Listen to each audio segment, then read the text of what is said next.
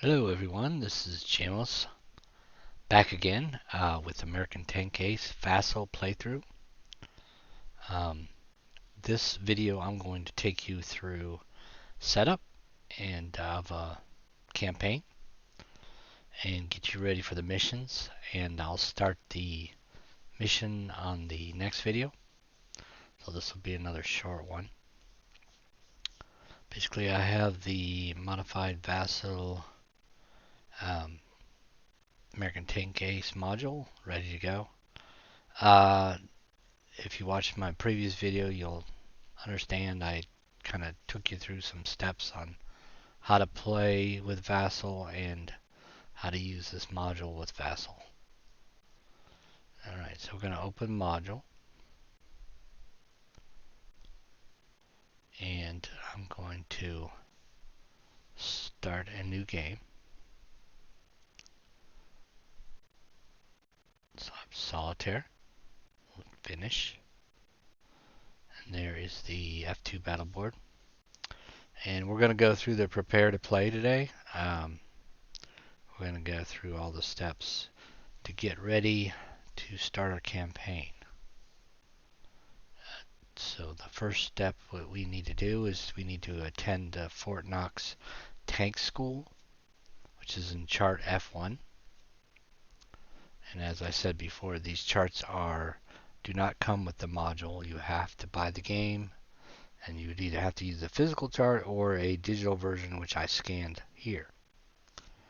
Alright, so 3 things you have to do for training. You do gunnery training, driver training, weapon training, and then you have some spare time activities, which basically give bonuses to your commander. These are for the gunner, the driver, and the gunner, loader, and assistant driver as far as weapons. So we will do the first thing, which is gunnery training. And it says roll 3 times on chart B1 to use the long range column. If at least 2 are hits, place a gunnery -1 marker on the tank display mat. Now I'm just going to use this map for now. We really haven't got our tank yet, so we're training still. So this is where you put your markers or chits. Let's say I get a gunnery training, I would put it here. I just right click and I would hit the -1. And basically what this training does is it just takes 1 less experience to buy the skill. And these are all skills that you can learn that help you fight the battle. So for now, I'm going to leave this alone. And we're going to go to gunnery training, and we're going to roll 3 times on B1. You need 2 hits with a -1 marker on a long range. So you really need basically you need with the -1, you need a 7 or better. Sorry, got that wrong. You need 2 hits on place of gunnery -1, and there is no modifier. Sorry, I was thinking of driver training. So there's no modifier, so you basically have to hit twice out of 3 times. So we will do that, and that means you need a 2 through 5, 2 out of 3 times to get hits, to get that -1 to your gunnery skill cost. As you see below, once you do get the actual skill, you get to subtract 1 from all your hit rolls, which really helps, especially in this game. So let's just roll 3 times with 2d6, and we rolled a 7, so that's 1 miss. We get another miss. There's no sense to keep going. And that's an 8, so that's 2 misses. And the last one was 3 misses, so we do not get a gunnery training -1. So now we're on to the driver training, number 2. So it is roll 2 times on chart B5 mud column with -1 training modifier. This is where the -1 comes in. If neither is a mobilization, then the driver receives I for terrain. So basically, you cannot roll mobilization on this chart, the B5 chart. So with a -1, you basically need just a 7 or greater 2 times, or you don't get it. So let's roll. It's 8, so that's greater than 7. Roll again. That's a 5, that's not greater than 7. So we do not get the -1 modifier for driver training, which was really good because eye for terrain is a really good skill to have at the beginning with. It only costs 2 experience points, and it lets you subtract or add 1 to your immobilization rolls, which is really helpful when you're trying to move around, especially in mud. All right, so now we're down to weapons training. So far we have got no bonuses. So we roll 3 times for each, the gunner, loader, and the assistant driver. Every time we roll a 9 or higher, that means we get a weapons aptitude, which is a weapons maintenance -1 counter. So let's roll for the gunner. So we want a 9 or higher with 2d6. And we get a 9. So the gunner does get a -1 to the weapons aptitude training. So we'll put that here on the chart for the gunner. There's the weapons maintenance, so we'll add that, -1. There's the chart. You just right click, and there is weapons maintenance -1. So that means it costs him one less experience point to buy that skill. Alright, so that's the gunner. Now let's roll for the loader. And he needs a 9 or higher. And he gets a 10. So the loader gets 1 too. So we'll go back here. Put it on the loader. Did I say loader? Where is the loader on here? Oh, there he is. It's just over to the right. And we'll put that on weapons maintenance. So he gets a -1 on there. So we have one more roll to go. And that is for the assistant driver. He fires the bow machine gun, or bow. And let's roll that one, see if what we get, see if we get a 9 or higher. No, we don't. So we don't get 1 for him. So we basically got 2 -1s towards skills cost for training in Fort Knox. We did not get the eye for terrain, and we did not get the -1 for gunnery. So now that we're done with that, we can close this. So we did attend, and I think we might want to look at that one more time. Down below it says spare time activities. So this is basically for the commander. You could do 1, 2, or 3. I like to do 1 because I like stamina, because it basically lets you reduce a KIA to a SW, severe wound, or a severe wound to a light wound. That could save your career, because if you die, the game ends, basically. And the goal, of course, the game is to have 31 successful missions. That's the best you can get as far as scoring. You need at least 5 or more to get any type of rating. 5 or more successes, and this game can end quickly. With less than 5, you can die quickly. So, anyways, I like the stamina better, but I'm just going to show you the others. There's extra study time. You just get a -1 to your expert marker. Expert is a skill for the commander. I think I'm not sure exactly what it does. You can see where these things are here. Let's see what expert does. Expert is a commander may become an expert. The skills allow him to re-roll one of his attack rolls once per mission. It's just a basic re-roll. I don't think it's worth it.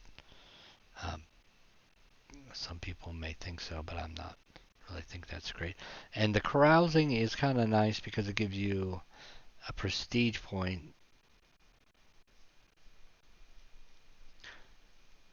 bar fight gives him a prestige point, a prestige level 1, and 1 prestige point, and receives 1+1 DRM to his first promotion attempt.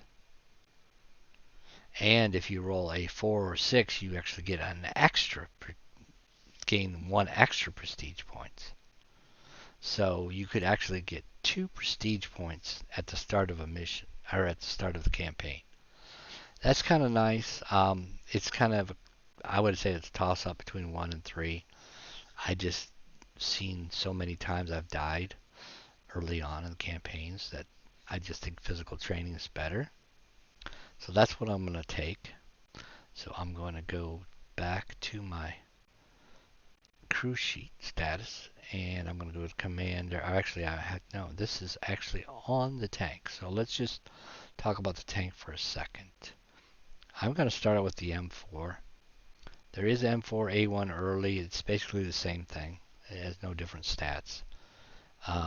If I did get a prestige point, I could get an M4A1 late. And this one you can't get until July. So can't start with this one, but you could start with this one. But I'm not going to do that because all this advantage is it gives you a loader hatch. And that's nice for the loader, but loaders aren't that, that great in skills anyway, so we're not going to worry about the loader accidentally dying because he doesn't have a hatch right now. So for here, this is where you put your stamina. You right click on your commander and you left click stamina. So now I have my stamina counter. So now I could use that once. And once you lose that, you can gain it back. So that's kind of what's nice about getting that to begin with. You can always get it back. There's ways to do it. So that's it for the tank. I'm not going to talk too much about the tank because I'm not starting the mission. But this is basically the tank that we're going to start out with, is the M4.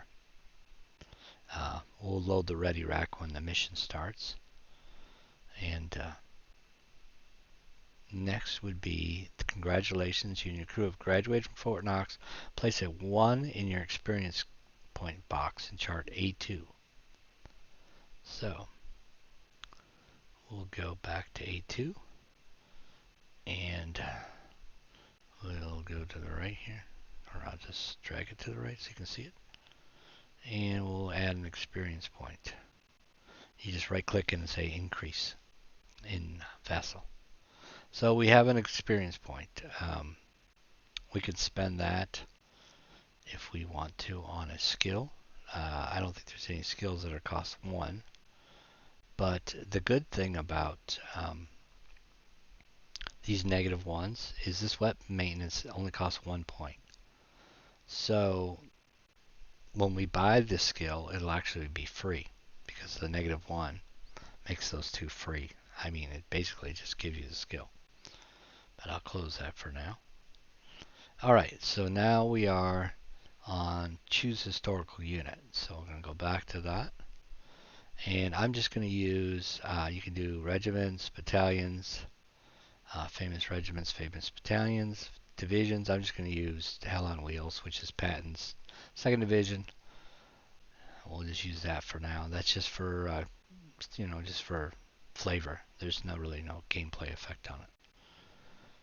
Okay, so we picked that. And now we are going to choose a player nickname. So where you do all that is here. This is your mission log sheet. I think I talked about this in the introduction. You click this and you can either right click and say name, or you can just enter. And so my tank name is going to be Angel, and my type of tank is M4.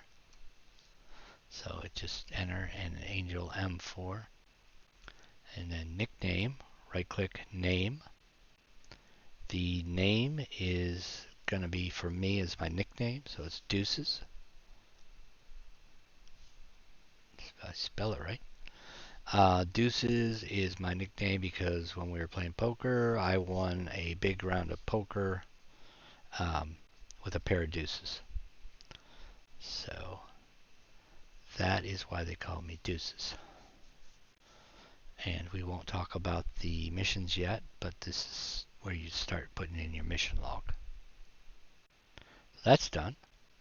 So now we spend the last part of the prepare to play. We spend experience if desired.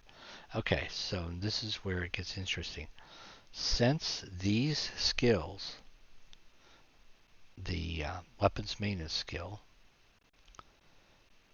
only cost 1 point, we have a -1, so they're basically free. So I'm going to buy both of these. And basically what they do is they allow a crew member to, if he gets a stoppage, he can ignore it. And he can keep firing. So that's good for the 2 crew members I have. And the gunner would be the coaxial machine gun. The assistant driver is the bio machine gun, and the loader is the 50 caliber gun.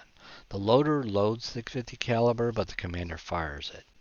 That was in the FAQ. Just so you know that even though he's loading it, the commander is the firer. So we want to go back to that sheet, A2, and so for the gunner who fires the coaxial, we want to buy. So now he has the weapon maintenance skill because we had the -1, so it's free. Same thing with the loader. Buy. Weapon maintenance skill, which is free. So now the loader can reload the 50 caliber if the commander wants to shoot it and runs out of ammo. And the gunner can reload the fix the jam for the coaxial gun. So that's it for that. That is basically all we have to do today. We'll go into, I'll show you the next step, which is the mission start. And we'll go into that next video where we select the ammo for the main gun and we roll for the mission and we start our first mission of this campaign. So I hope you at least got a little bit of information from this and kind of how to use Vassal and how to use this mod and kind of how to play the game a little bit. I'm not going to go too detailed into the rules. I mean, there's plenty of stuff on BGG and the rule book if you need to ask questions. I don't think I missed anything, I hope. Okay, guys. Have a good day. This is Jamos saying goodbye.